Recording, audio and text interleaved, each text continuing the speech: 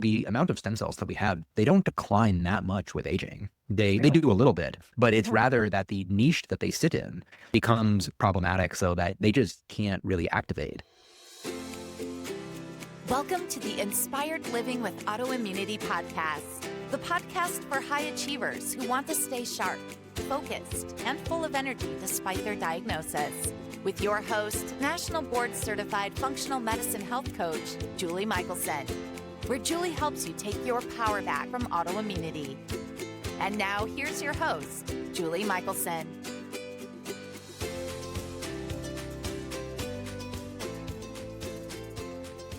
Welcome back to the Inspired Living with Autoimmunity podcast. I'm your host, Julie Houghton.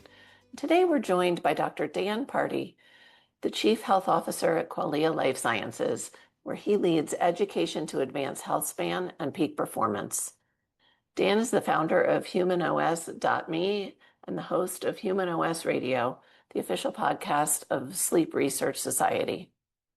Dan has advised elite military units, Fortune 500 companies, and startups through his consultancy, Vivendi Health. He holds a PhD in cognitive neuroscience from Leiden University in Stanford and speaks regularly at events like TEDx, VC Films, and the Institute for Human Machine Cognition. In today's conversation, we're discussing the fundamentals of stem cells, the aging process, and the practical approaches to supporting stem cells through lifestyle and supplementation. Dr. Pardi, welcome to the podcast. Thank you, Julie, for having me on. I'm really happy to be here. I'm so excited for our conversation, and listeners already know that I am a huge fan of Qualia and have yet to meet a product that I didn't add to my arsenal. How you're fairly new to the Qualia team. Yes. Tell us a little bit about yourself and how you came to become a member of the team, and not just a member, but the health officer. Yeah. So I've been at the company at this point for a little more than a month, but I've known the company for a long time and I've admired them. I met some of the founders way back in the beginning at a conference. And it was actually an after party of the conference that was at a friend's house. And Wim Hof was there, Andrew Huberman was there, other folks. And it was really fun and casual. And it was probably one of the best networking events that I've ever been to at a conference, because it just felt so real and people were really getting to know each other and hanging out and chatting. In fact, Wim Hof was chasing my, at that time, 2-year-old boy around the house. And I was really impressed with his energy for his age. That's what he did the whole time. So he might have just been avoiding, other social engagements, but he was definitely a unique character. But at that time, two of the people who had just been at the company, so it was probably, I don't even know what the size of the team was at that moment, probably less than 10 people. But Daryl and Vanessa were there, and I was talking to them about this project HumanOS that I was working on, and they were talking about what they were doing. And I think both of us were struck by the fact that we were perceiving in the other an appreciation of the complexity of health and how we wanted to help in multiple ways. It wasn't simple products that solve simple, that create a simple solution, which, by the way, can be super powerful, but we were wanting to do more. And there was an excitement at that time with technology and how new technologies might be able to encourage what both of us were trying to achieve. So quantified self and biohacking, all that. So it was cool. And anyhow, that led to me interviewing Daniel Schmachtenberger, one of the founders, on my podcast, HumanOS Radio, where he talked about nootropics. That was their first product at that time, called Qualia. And subsequently, later, of course, the company changed its name from Neurohacker Collective to Qualia Life Sciences. And I do like that name a lot, the new one. The old one felt right for the time, and this one feels like it's a better fit for more people. And then, let's see. So then Daniel interviewed me over 2 podcasts where I talked about sleep. And at that time, I was working on my PhD, working on it from Leiden University, one of the oldest universities in the world, out of the Netherlands, and then Stanford. So I had a collaboration where I was doing my PhD work at both institutions and also developing this startup. And so a effective nootropic or cognitive enhancing product was needed because I was really had a high workload. And since that time, we stayed in touch. We supported each other, cheered each other Love it. on, always reached out. Then last November, James was in Austin. That's where I live now. And we went and grabbed coffee and started to explore the possibility of me being, in effect, like a scientific spokesperson. So somebody who's going out there and talking about the therapeutic areas that we hope to address, the products and how we created them. And I just seem like a really nice fit because I think at the heart of it, I'm an educator. Scientists do experiments. And while I am now part of a company that does do experiments with the products that they create, I'm not doing experiments on a day-by-day basis. I am trying to help people have a really firm grasp of areas that matter for their health. And I am really motivated by that, doing just that. And so it feels like a very, very good fit. And so far, so good. And I've also really, like you, admired their products and used them. So that was a great endorsement. Right. Yeah, Yeah. which is amazing. And they needed somebody to teach us lay people not only about these areas of importance, but also, the even in some of the interviews I've done with James, I mean, he does a great job of being relatable. But then he gets he gets excited about the science and then can lose us sometimes. So, it seems like a fantastic fit, and I'm excited today to talk about one of my absolute favorite areas of wellness, which is stem cells. Yeah. And so, I'm really, really just looking forward to learning more from you and having listeners. It's funny, over the years, it's been this almost taboo subject in Yes. the United States. And I love where things are going now Mhm. with stem cell health. So let's learn a little bit about stem cells and let's start with, I love starting at the basic. What Yes. are stem cells and why am I so excited about this conversation? It's a great place to start, Julie, because in the spirit of helping people understand, there's 2 ways that you can communicate science. You can communicate it in a way that tries to make yourself sound smart, or you can communicate it in a way that helps other people sound really smart or feel smarter, right? Because they're actually picking it up. And so with that, there's the information you share, but there's also the sequence in which you share it so that you can build upon an increasing degree of knowledge as you listen. So starting from the basics makes a ton of sense. And I agree with you. Before I launch into what stem cells are and what they're doing and why they're so cool, it's been a topic that has garnered a lot of excitement and attention for a while, but it's also been controversial. So companies have come into existence and they've been shut down by the FDA because they were promoting them illegally. So there's been some controversy here, and rightfully so. In some cases, the companies were putting products ahead of what we know about the clinical science, meaning that you might have an indication that something related to stem cells is exciting, but you're doing basically clinical trials, experiments on people without knowing as much as you should before you do such a thing. So yeah, anyway, I have a theory that I can say, and you shouldn't, maybe. I think there's a lot of money focused on, I'll just say it. I think the pharmaceutical industry has created a lot of resistance to some of these natural healing pathways, because if we're healing our bodies, we won't need the drugs. And I really do feel like that has played a really big role in this country too. I think I see both of it. And so I'm glad, hopefully, that will continue to shift in the right direction. So yeah, that's my 2 cents of what I think also plays a part. And gosh, Julie, we could spend the entire episode just talking about that. I know. I used to work in the pharmaceutical industry. Oh, really?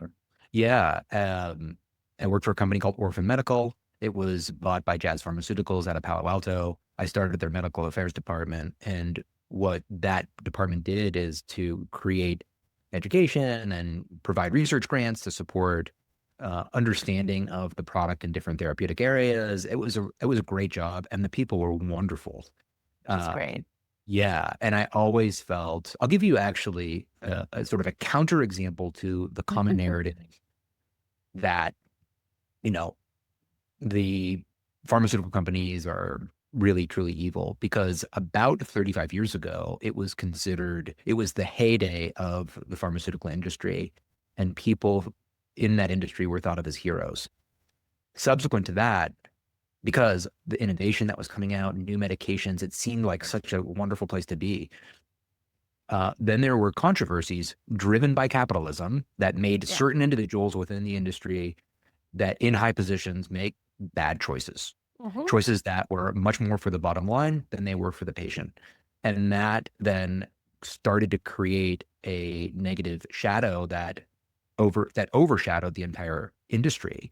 And it wasn't uniform, meaning that medical companies were making unethical decisions. But we juxtapose that idea with the fact that our healthcare system, when you go to your doctor, you think you are getting the best possible advice about how to take care of your health. That's not true. What's really happening is that you're getting evaluated for one of 3 different things: referral to a specialist. Should they go to someone else if you're, like, let's say, the primary care doctor? Should we get another diagnostic on you to find more information? And then whether or not you are appropriate for a particular drug or drug combination. Sure. That's it. Yeah. Now, because the simple mention of should you, that taking care of your health is hard. They don't have time to do that. The entire industry has been set up for a very narrow, medicalized perspective on health. And you know what? It's not terrible. It's incomplete. And so the incompleteness of this has then also created a lot of negative perspective about the medical system, because we've thought of them as almost the entirety of our healthcare. And but very smart people, who are in society that are just trying to take care of themselves, everybody recognizes this is not everything. And so whether your doctor gives you a couple of tips out the door to eat right, what does that mean? Or exercise more, those will never work as effective therapies to get a person to really do that well. And so in the mid, 2010s to 2020, we now started to see very good public voices getting out there and talking about scientific wellness. And now, look at us. We're chatting about these ideas today and are contributing to a more full healthcare system by talking about things that the medical system won't address. So we need both arms. But absolutely. Yeah. I'm not, there's also a time and a place for medication, and thank goodness we have brilliant people working to create these pharmaceuticals, for sure. And I have said it a million times on the podcast, God forbid I need an emergency surgery. Like, I'm going to the Western system because for acute care, hands down, that's what the system shines with. And then there's a reason why we have a functional medicine clinic where we can spend an hour with a patient and, get underneath it. So I've taken us way off track. Want to steer us back. Because I didn't mean to bash, I just do think there is some resistance to some of the more natural tapping into the body's natural ability to heal. And so with that, what are stem cells? Yes. So this is a very important subject in this area. So we talked about that it's exciting and controversial, but all right, what are they? What are So they? We all have them. So why is it we all have controversial? them. These are specialized cells in the body that can both make copies of themselves and turn into other types of cells. So take a moment as a listener to think. You can make a duplicate, and they're called daughter cells. And then you also you're making two. A stem cell can make two different daughter cells. One is another stem cell, and the other one is now going to turn into a type of tissue in the body. And these cells are a major part of the body's repair system. They replace worn out and damaged cells throughout our whole life, and they can supply whatever type of cell that we need depending on the context. And in fact, I think the origin is a pretty interesting story. So if we go back and look at how they even evolved, during the single cell stage of evolution, which lasted 3 billion years, there were no stem cells. Individual cells were still figuring out how to become maximally efficient. And up until it took 3 billion years to do that. And at about 3 billion years after this process, then stem cell-like behavior appeared once we saw multicellular life evolve. And this was about 600 to 800 million years ago. And after multicellular organisms began, we saw cellular specialization. So at first, independent cells came together like a fleet of cells, but they were still all doing the same thing. And after some time, then they started to divide and conquer.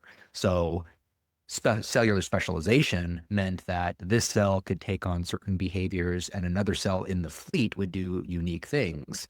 And so instead of them all doing the same thing, they would differentiate and take on unique functions. And so once an organism had specialized cells, they needed a renewable pool of undifferentiated, which means they haven't become a particular cell type yet, undifferentiated cells to replace the specialized cells that died off. And that is where stem cells emerged into existence. And so this concept is ancient, and they are basically an evolutionary tool to manage complexity of living systems. Amazing. So that is. See, and now I just learned things about stem cells I didn't know. But okay, good. It makes a brilliant sense. I know. Yeah.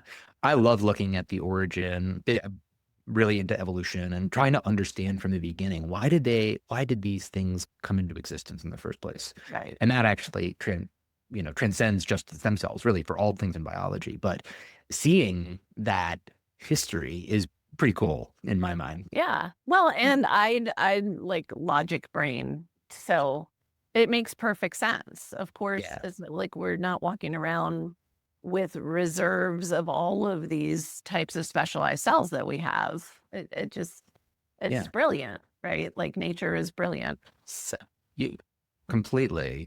And then if you look at stem cells, there are different types based on their potency. Now, potency is a word that describes what they can become. So as you move down potency categories, the number of cells that they can become will narrow. So there's 5 main categories of potency, and they are totipotent and pluripotent. So you might have heard pluripotent before if you've been anywhere near the stem cell space. And essentially these two categories are pretty close to the same. They can form all cells in the body. There are some important differences between them, like, an embryonic stem cell is an example of a pluripotent cell. But so for all intents and purposes, we can think of those two in the same way. But you'll hear pluripotent discussed a lot more. And then you have multipotent, oligopotent, and unipotent. Those are the 5 categories. So multipotent cells can become multiple types of cells, but only within related lineages. And an example is hematopoietic stem cells. So they generate many different types of blood and immune cells across these different lineages called myeloid and lymphoid.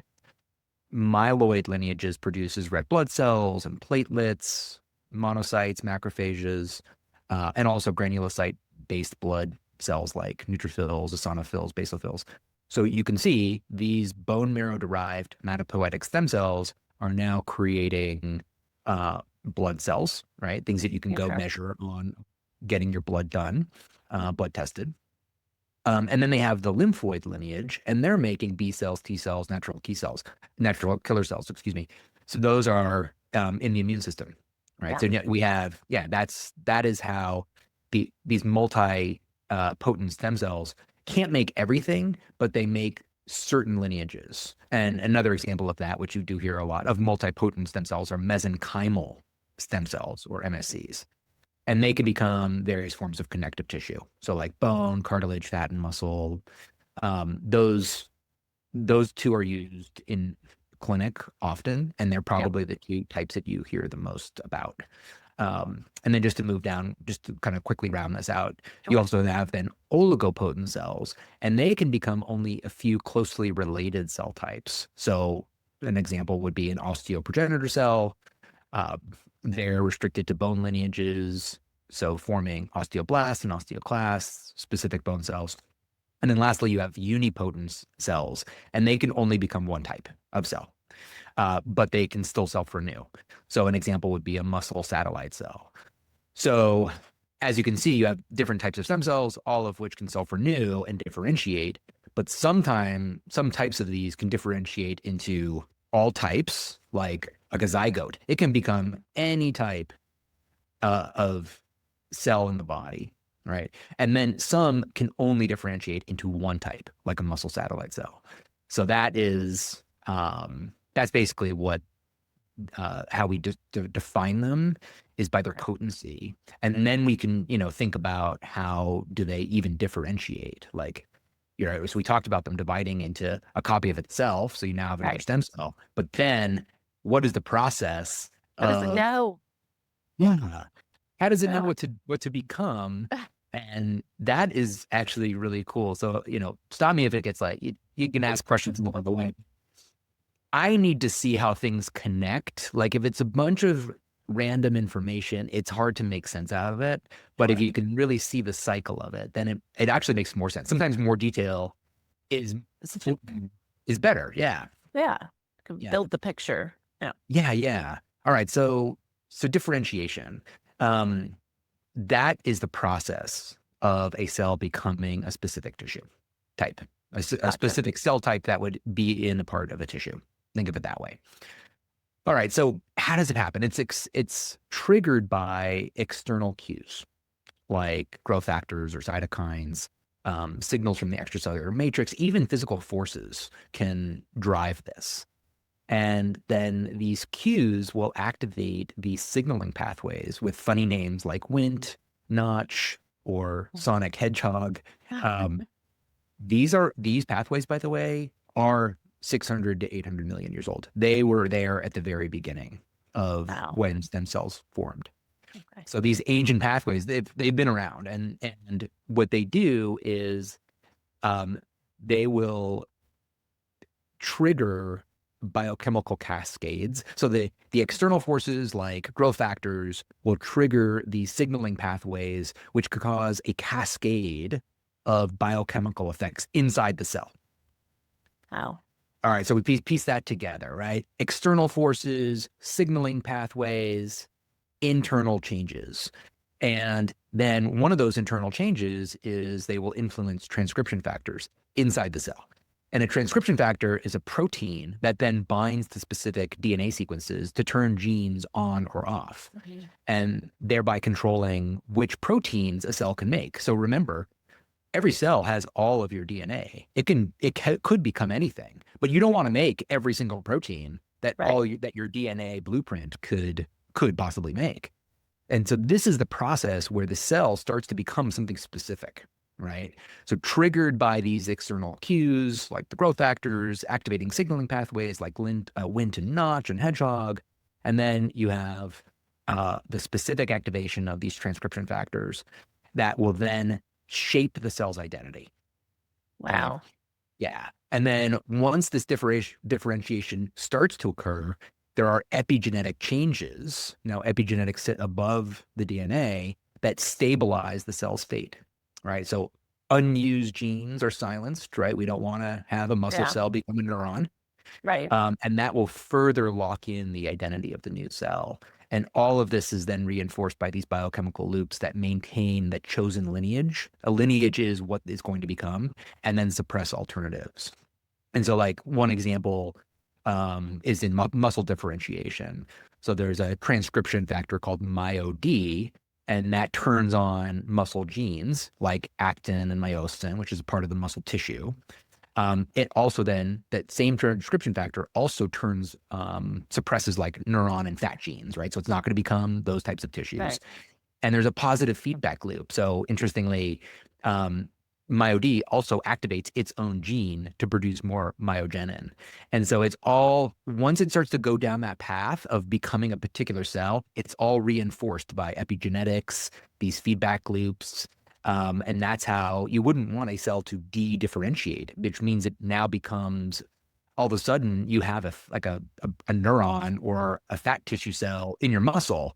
Yeah. That would be problematic, right? I remember years ago, and I won't throw him under the bus by using his name, but I was talking to my son's orthopedic surgeon, because he, was recommending shoulder surgery, and I was like, what if we did stem cell? And thank goodness, we've got people like you educating physicians.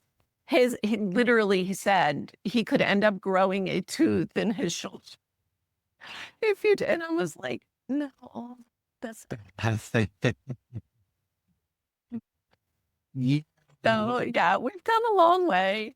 Then my son is turning 30 this month, so this was a while ago, but Okay. yeah. So thank you for explaining how that does not happen, but Yeah. because it's important for people to understand that you're not just, it's not like a roulette wheel where who knows what kind of cells you're gonna get. Like, yeah.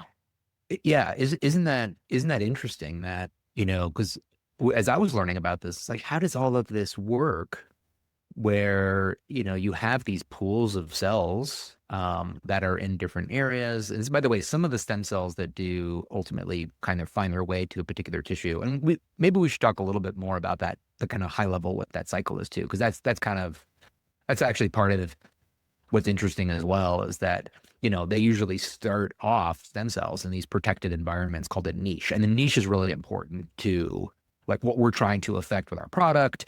In fact, Irina Conboy at UC Berkeley is somebody that I had interviewed years ago, and she's done a lot of really cool work in stem cells. And she says, the amount of stem cells that we have, they don't decline that much with aging. They do a little bit, but it's rather that the niche that they sit in becomes, we'll call it toxic. It becomes problematic so that they just can't really activate.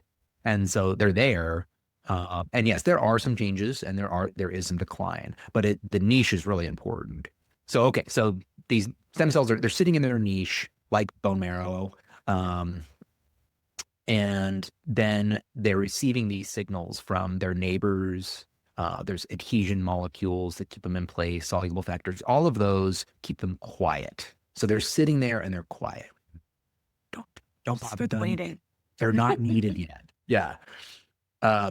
When they are needed for repair or to make new cells, then growth factors like granulocyte colony stimulating factor or GCSF or GM-CSF, which is granulocyte macrophage colony stimulating factor, those will activate the stem cells. So they're resting, then they're woken up by certain growth factors. And then these enzymes and signaling proteins kind of loosen their grip on the niche so that they can enter circulation. That's all. So now they go from sleeping to woken up, and now they're going to mobilize, right? And that's this cascade. And they don't just wander aimlessly, but they imagine now, picture yourself as a stem cell and you've entered into circulation. They follow a scent trail that is made by chemokines. And a really important axis is called the CXCR4 SDF1 axis. So SDF1 is like a beacon. Picture that scene in Jurassic Park, the first one, where he was holding the flare to try to get the T-Rex away from him, right? And he's running to try to like save the child. So think of that. That is SDF1. That's in the bloodstream. It's a chemokine. And then CXCR4 is a receptor on the stem cell. All right. So that is helping it's helping it find where it needs to go by following this beacon. And once it gets close, adhesion molecules like L-selectin and integrins, they slow down the stem cell and they help it stick to the vessel walls nearby and then move into the right tissue. So let's say you damage, your ankle, how do we get new tissue there? And this whole process of waking them up from their nap, getting them into circulation and helping them follow to the right place. That's how it happens, which is completely fascinating to me. Like we can do that. It's amazing.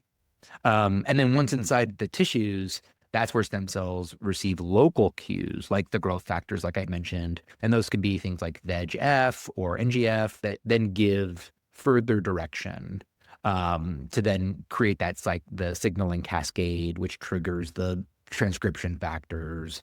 And then that's where these stem cells will kind of divide, and now their daughter cells can move down this narrowing path, right? So the narrowing path is like, I'm moving from this undifferentiated cell and I'm becoming something that's more specific. The other daughter cells, like the one that the mold of clay, that can become anything, they can actually, not all of the stem cells will leave the niche. They can remain behind and they can do this self-renewing process to keep the cycle going. And that's limited, but that does happen. And that actually is what part of the process. So it's not like every time you need a new cell in a particular area of the body that it has to come from far away. That some do remain local and can continue that process for a while. It's indefinite. So eventually you will need new stem cells from particular pools. But yeah, that's an interesting way where that happens. So hopefully that's, illustrative of like how it's all working. They sleep in niches, they're activated, they travel along these chemical trails, they settle into the right spot, and then local instructions reprogram them into the right tissue. And it's all tightly choreographed. So that is basically how they're working. Which is amazing, and why we think of them for healing and repair. It's because that's how we heal and repair. Yeah, exactly. So you mentioned that, as we age, we may lose some of our, we may have less than we had when we were younger. Yeah. How do we support, optimal health when it comes to stem cells healing and repair? I kind of think of like to counteract the what we think of as aging, which we tend to think of as decline, right? And we don't want to decline. Yeah. So the broader, the idea of what happens with stem cells as we age it's called stem cell exhaustion. That's what we refer to it as. Okay. And it's basically a decline in their ability to self-renew and to generate functional cells. So we have these stem cells, but they just can't do their job. And that does happen as we get older. And this impaired tissue repair, it's why it's considered one of the 15 hallmarks of aging. The hallmarks of aging, for the listener, if you've not heard of them, this is some work that was done in between the 2010s, 2020s. It started there to try to catalog what are all the different effects that we see during aging. And a lot of folks will think of them as the causes of aging, but they're probably, I would say, proximate consequences. Yeah, for sure. Yes. And I will highly encourage listeners to James Schmachtenberger and I we went through the hallmarks of aging. I know that this is like Qualia's mission in life is to support us with all of that. And so if you guys want a deeper dive, for sure, check out some of the past episodes on that as well. Yeah. But that's why we're here, right? This is why I have the podcast. I know when I was diagnosed in my early 30s with rheumatoid arthritis, I was told I could not heal, like, period. Yeah. That is not healable. Yeah. Not true. Mm. So, Mhm. by supporting different systems and including, um, stem cells were a part of my healing journey as well. And so that's why I'm so excited that Mhm. we're now in a place where we can talk about these things, and there are ways for the everyday person to support their own stem cell health and their ability to heal. So, Julie, yeah. do you mind if I ask how stem cells have played a role in your healing journey? Yeah, I had already made the lifestyle changes. It was already healing, Mhm. and improving, and was fortunate enough to be able to, you know, um, have an autologous stem cell treatment. So my stem cells. So Yeah. again, I was already, in my 40s, maybe even my 50s, probably my late 40s. So I was, these were not baby stem cells; these were mine. Yeah. And I did basically just right back in as IV, and it really did Mm. just boost. It kind of got me past where I felt like I didn't I won't. Looking back, I think I was plateaued. I don't want to use the word stuck. It was probably at a little bit of a plateau, and it was just kind of that final put Mhm. of, and again, they were in there ready, right? Yeah. Sleeping, waiting. Yep. And so, and we did a little, added some exosomes for signaling as well. Yeah. So, but that's not something even back then that was available or affordable for most people. Yeah.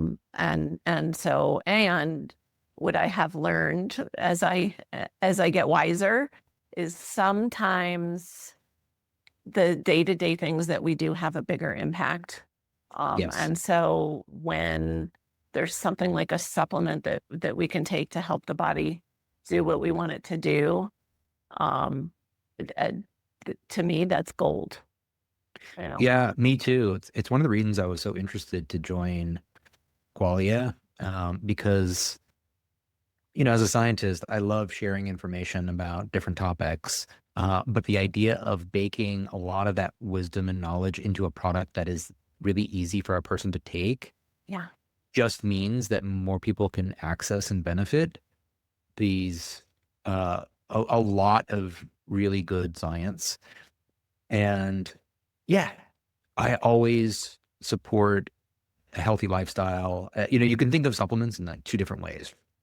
You can think of them as a crutch that people use and they're going to continue to smoke and drink and just do things that are not helping.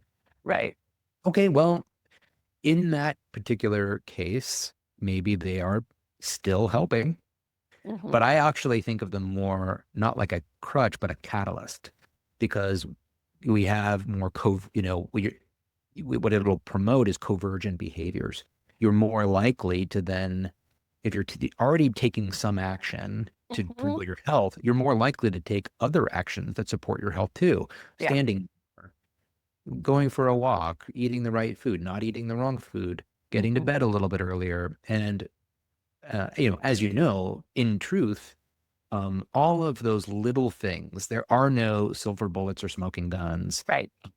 It's really the sum total of numerous, uh, many, many different lifestyle factors that come together that create an environment inside your body that then enables better health to occur. And supplements, I think, can play a pretty strong role, not only on their own right, but also in facilitating convergent behaviors. And so hey, take it all. Take all that good stuff. And Yeah. yeah, I am a believer, and it is, and I am always playing with, does my body still need this? Right. yeah, But people sometimes are like, oh my gosh, when they see what I take, And I'm like, well, I feel amazing. I'm doing things I never imagined I actually didn't think I would live past 50, and I'm 56. So to feel how I feel, have the life that I have, I'll take that big bag of supplements in the morning. When I was on the 10 prescriptions, I was almost bedbound. So to me, it's a no-brainer. Um, so share with us. So now that we have this picture of what stem cells are, their role in the body and kind of how they work, let's talk a little bit about Qualia stem cell and how incorporating that into your routine can support those hallmarks of aging. Yeah. So to start, I want to mention a few other areas that are related to stem cell exhaustion, because these are then the areas of opportunity, if you will. Gotcha. Sure. Yeah. So, what are the drivers of this stem cell exhaustion? And a major one is chronic inflammation. And so when we were talking about all the numerous things that you can do, like going to bed on time and eating the right food, all of that, all the stuff that sounds like platitudes and boring, but we acknowledge it works, but it doesn't excite us. Interesting way to think about it. It excites me, but yeah, I'm a nerd. Yeah, it excites me too, particularly when you uncover the details. So like, eat the right diet is a very, it's platitudes, but like, of course, there's so much interesting wisdom in there. And the same, it's like, sleep and exercise and how you are inhabiting space in the world on a day-by-day basis. What is your pattern of living? But the important part is that each one of these little areas creates an opportunity to create more homeostasis with your inflammation.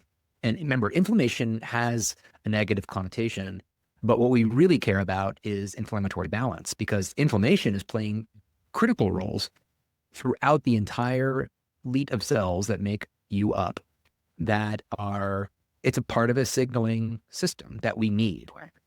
Chronic inflammation means that the best way to think of chronic inflammation is that the volume of my voice when I'm trying to communicate to you, you can hear it now, but as you get older, it's like going deaf, and now I have to talk louder in order for you to hear. That's chronic inflammation. The signals have to rise in order to try to maintain efficacy in doing their job. Yeah. And we can actually do remarkably well into, past our 40s, 50s, 60s, even to our 70s and 80s by realigning the body into an environment, that's the sleep, the exercise, that is going to help to promote inflammatory balance. So it's super, super important. And that is a big goal of what we're trying to do with the product, of course.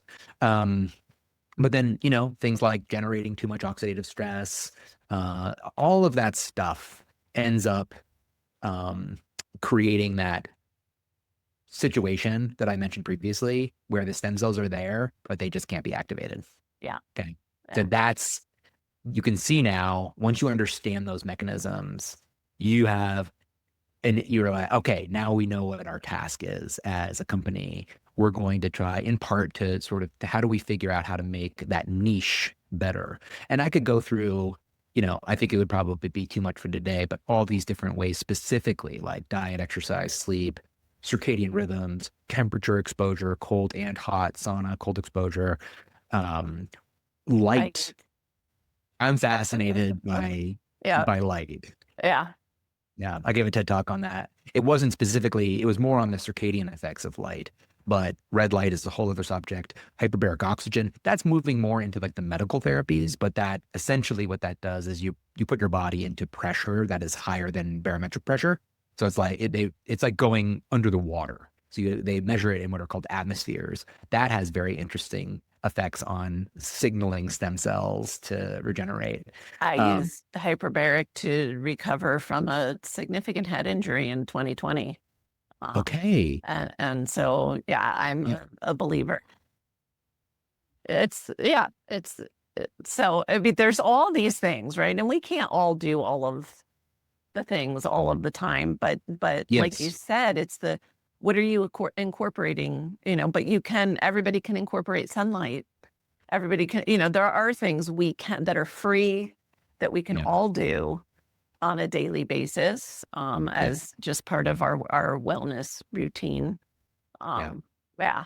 So you're right. It is overwhelming at times to think about all the things we have to do.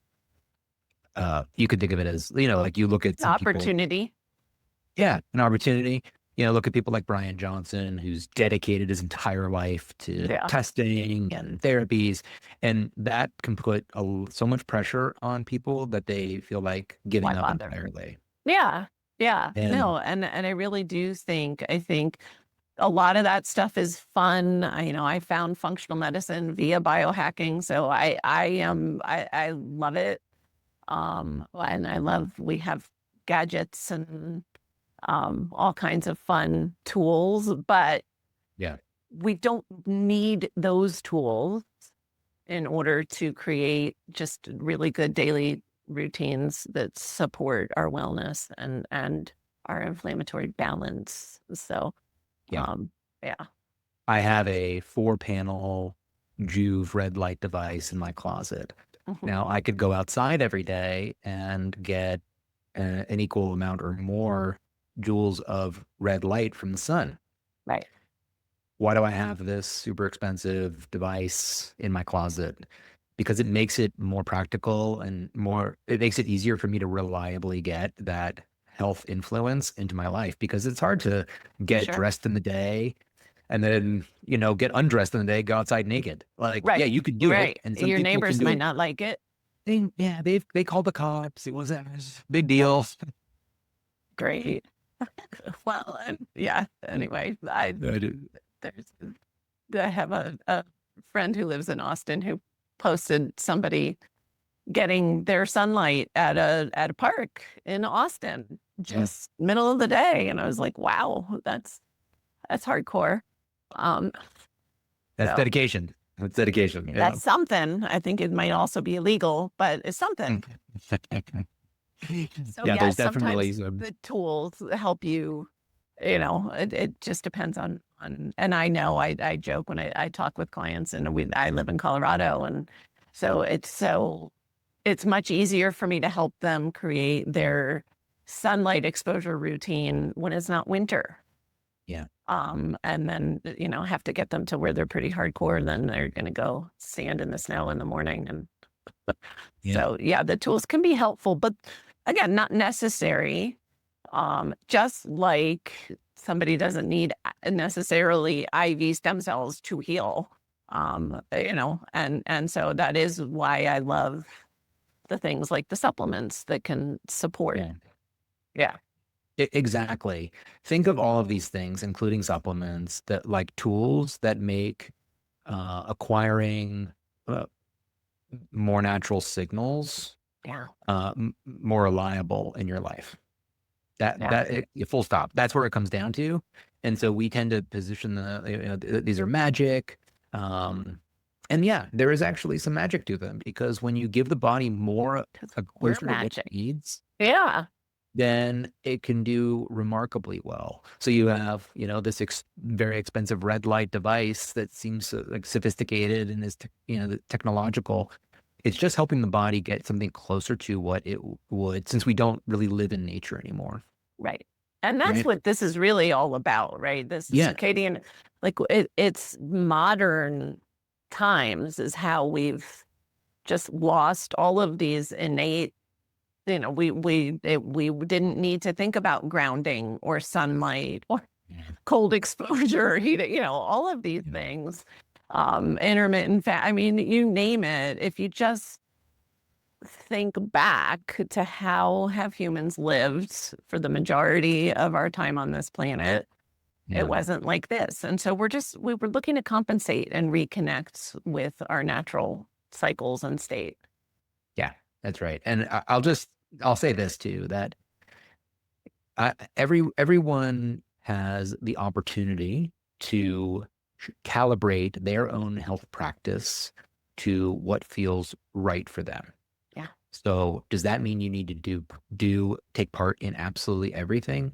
No, because for a lot of people, as I was alluding to before, that makes people feel like I just can't do any of this. I just don't have the time. Right. Don't worry about that. Just do the things you can do that feel good. Shape your own health practice in a way that feels healthy, that feels that fills you up. And if you can add, there are times where maybe you can't do all of it because of time pressure or money or whatever. And there are times where you can do more. Just do your Yeah. best. Feel good about that. Yeah, Yeah. absolutely. I Yeah. love it. Okay, Really good good. advice. Yeah. So to go back to the stem cell product and how Yeah. we created a lot of, a lot of formulas focus on a single dimension, like mobilization alone. So we talked about that, right? They're resting in their niche and then they got to get out into the bloodstream and go find their target.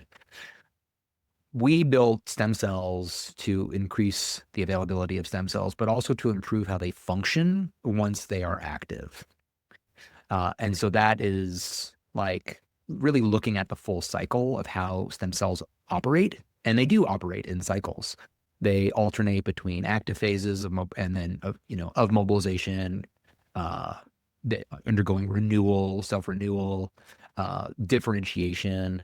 And so we created this 4-day protocol that sort of matches the rhythm and prevents exhaustion by balancing activation with rest. That's not how the body works, which is to constantly pump out new cells. And so we created the idea behind this product is that you take it for 4 days in a row. It supports a lot of aspects of the stem cell cycle. It does promote mobilization, but it also is going to help them home. Homing is the term that is used to help them find their targets. Where do you need new tissues? And then to support the whole process of differentiating into healthy functional tissue.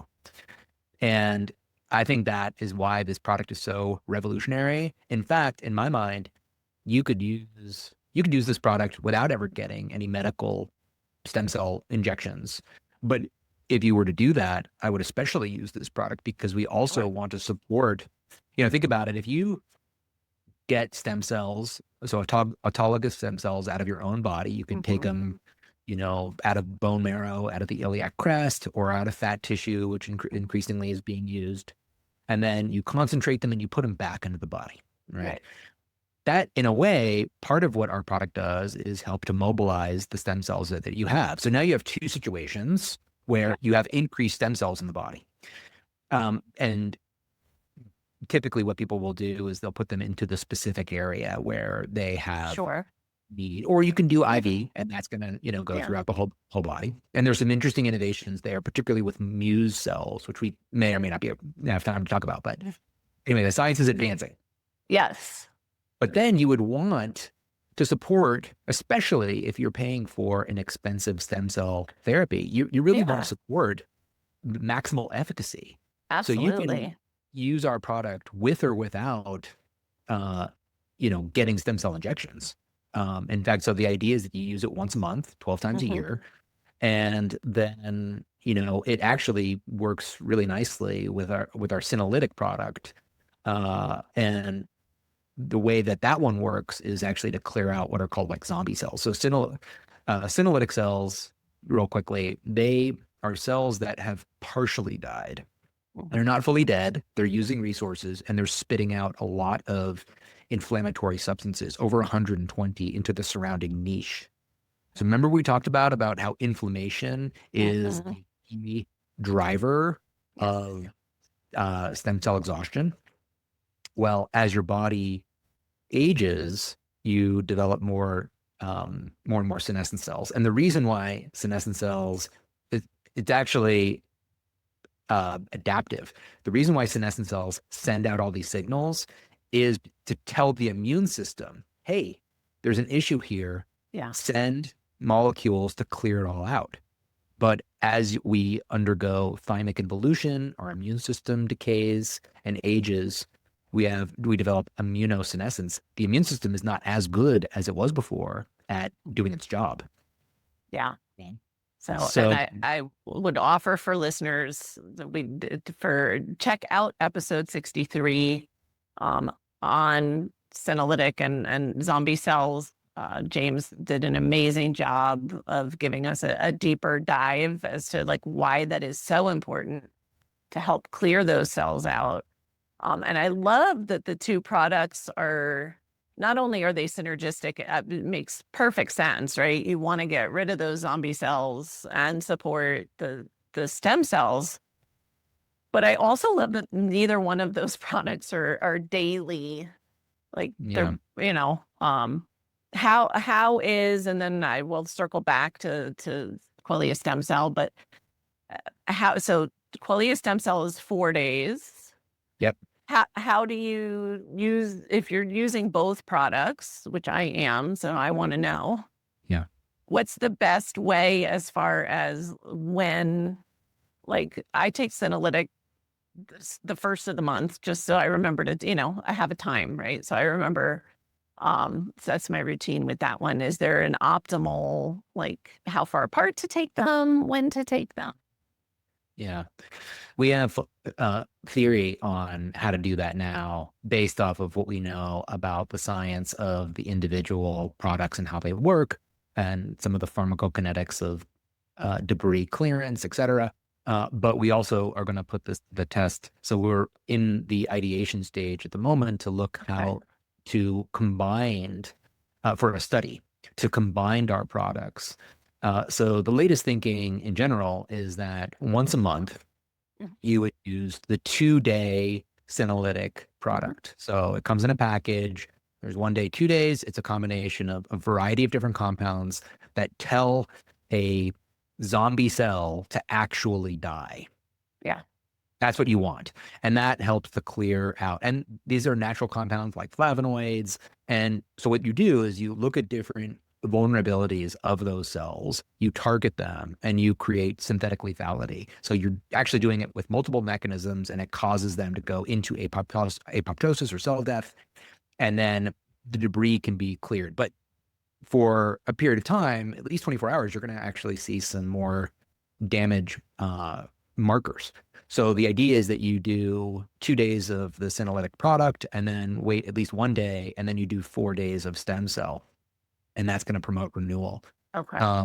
Greg on our team, who is our chief product formulator, chief product officer, he also is doubling his dose of our NAD product during the 4 days of, and then going back to the normal dose, and for the rest of the month. So that product is something that you take every day, NAD. Right. And then these other two products, senolytic and stem cells, those you take once a month. And ideally, you would take them in this fashion, where you do senolytic first, then stem cells.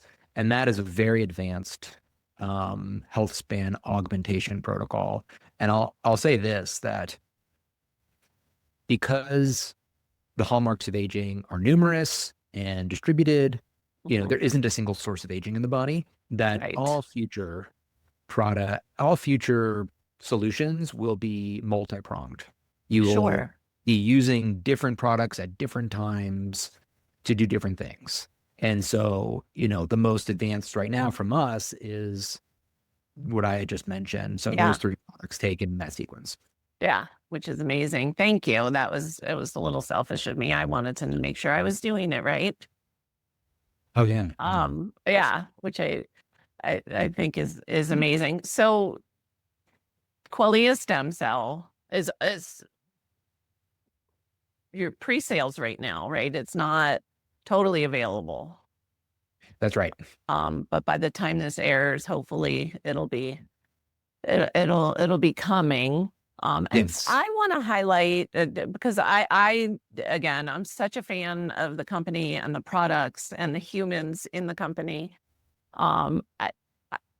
If you are on the beginning of your healing journey and you haven't even started with the other things we were talking about, diet, sleep, sunlight, and lifestyle stuff, this is not going to, if you're in the fast food line every day, this isn't where you start, I would say. Yeah. I'm certainly not going to hurt anybody for sure. But I mean, I think again, as we up level and which happens on healing journeys, right? First, we just want to feel better. And then it's like, oh, and now I want to Yeah. feel better, best. Yeah. And so, yeah, I'm not discouraging anybody but it's not a step one in improving health. Because in my mind, then it's still an uphill battle inside your body if you're not doing other things to help reduce that chronic inflammation. Yeah. And what I would say is that you don't have to feel like you have to do everything right. That this can fit in, and it also can promote convergent behaviors. But if you're simply, frankly looking for something to serve Magic. as like a vaccination against bad diet, then that's going to probably get less results. Yeah. But still could be beneficial. But you always want to try to line them up and just do what you can, right? Yeah. If you're traveling a lot and it's hard to eat right, just do your best. And Well, then yeah, those are the times too. There's like, okay, then maybe you are, up leveling your supplements because, I'm always we're always adjusting, right? As humans, and life is not the same, thank goodness, day in and day out. And so even those of us that have a really dedicated health routine, it needs to shift sometimes. yeah. And so, I think that's amazing. And so I love this idea. I think of like, talk about really simplifying and not being a scientist. I think of the senolytic product as like the broom. Like I want to get rid of those Yeah. cells, Yeah. and you guys always are ahead of the curve, I feel like, and then there's all these other, I think nobody does what Qualia does as far as really creating these synergistic blends in their product. You guys aren't just bringing like an ingredient. I know. I remember when we were talking about magnesium because I was like, "Oh my gosh, there's a million magnesium products." Yeah. I'm sure that means you're doing it better. Let's learn about magnesium. So Yes. same thing. And so I'm super excited for the stem cell product to be widely available for everybody. Yeah, me too. And where's the best place? And I know listeners are going to get a discount using code JM Coach. But where Yeah. is the best place to A, find out more about the product, B, get the product? Yeah. So I would, go to our website, qualialife.com. You can find the product there. And then you can set up a subscription where you receive it at a particular time every month. What I would also suggest people do is in their calendar, put in a recurring event for when they take Senolytic. So then they're going to get it in the mail. They're going to they know that Saturday and Sunday, the second Saturday, Sunday of the month, they're going to take Senolytic and then put stem cells into their calendar for Tuesday through Friday. And then have that be recurring so that it's on your calendar and you see it. That simple trick makes a huge difference. And what's nice about subscription is that you're just going to get it in the mail. You don't have to go and reorder. I forgot to order it this month. Now I'm behind. All of those little things, those little details, completely can throw you off and get you out of your routine. You're trying to create a simple routine where you get it and then you know when to take it and it's going to happen each month. And that's how you're going to really benefit from it. I'll say one other thing is that because stem cells are influencing hematopoietic stem cells, which not only affect various markers of, blood cells, but also your immune system. You would imagine, and there is preclinical evidence for this, for some of the ingredients that we use, that your body is going to get better at clearing out senescent cells. Right. If you use this routine. So you are truly, theoretically elevating your health span, which is the extension of a higher level of health longer into the lifespan. And that's exactly what we're looking for. We're not curing aging. We're not looking to live to 190 years old, but we are looking to feel younger much deeper into our life, into our actual lifespan for whatever that is. So that is the strategy that I follow, which is why I feel really good about promoting it to others and like the rationale for why. But you can now see how all of these products are actually reinforcing the other ones, Right. and they all are playing a really important role.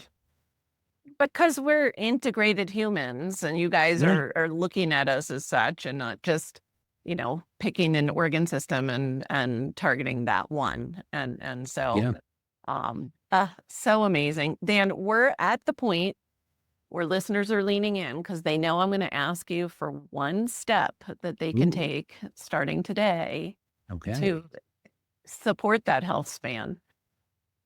Could be anything. You could have already said it, anything. Yeah, sure. So let's see. The first thing that comes to mind, I will say, we've mentioned this multiple times. There isn't a silver bullet.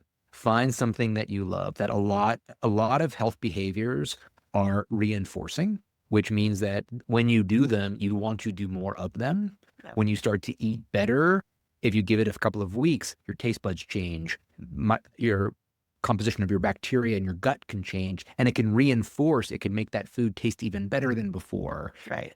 When you walk, I have maintained over 10,000 step average per day for the last 12 years. I'm super proud of that. Yeah. It's also my mental health routine, getting out there and going for a walk. So allow your own ambition to shape your behavior, like prioritize it. Like try walking. If you don't want to do, if you can't do 10,000 steps, don't let that get in the Right. way of you going from 5,000 to 6,000 steps. Right. Right. Because you can almost imagine that the value of the steps doesn't start at 10,000. It actually, each step you take gets less important. Is that Right. weird? Yeah. Because when you go from, let's say, 2,000 steps a day to 4,000 steps a day, enormous, the steepest benefit that you can occur. So find your goals, have fun with them, let them, fill your life, and then, keep learning. It's a lifetime challenge that we have, and and the more that you lean into it, the easier and more fun it becomes. Make it fun. Yeah. I love that because if it's fun, you'll keep doing it. And like you said, then you get into this loop where it's reinforcing itself, and then you're looking for the next thing, or you're adding more Yeah. steps, or you're, so I love that. And I can't encourage listeners enough, like go to qualialife.com and get the subscription set up. And again, such great advice to just set the recurring reminders. Because just take the get your bandwidth back. Then you don't have to think about it and, did I, and when am I going to take it? Just make it easy. Make it easy. And then make it fun. So I love that. Yeah. Make it easy, make it fun. I like that. It's become a new catchphrase. Dan, thank you so much for your time, your expertise, your sharing your knowledge with us. I know you had a lot more you could have shared. And we'll let listeners chew on this one, and then hopefully we'll get you back in for another conversation. Oh, I'd love that. Yeah. I mean, each one of these subjects you could go on for, hours and hours, Yeah. if not days. But hopefully people picked up some valuable tips. Oh, for sure. Yeah. Deeper understanding and even some clear ideas about how to take advantage of this cool science. Amazing. For everyone listening, remember you can get the transcripts and show notes by visiting inspiredliving.show. Hope you had a great time and enjoyed this episode as much as I did. I'll see you next week. Thank you for listening to Julie Michelson's Inspired Living with Autoimmunity. Did you enjoy this episode? Please like, share, and subscribe wherever you listen to podcasts. If you'd like to get a transcript of this and every other episode, just head on over to inspiredliving.show or click on the link in this episode's description.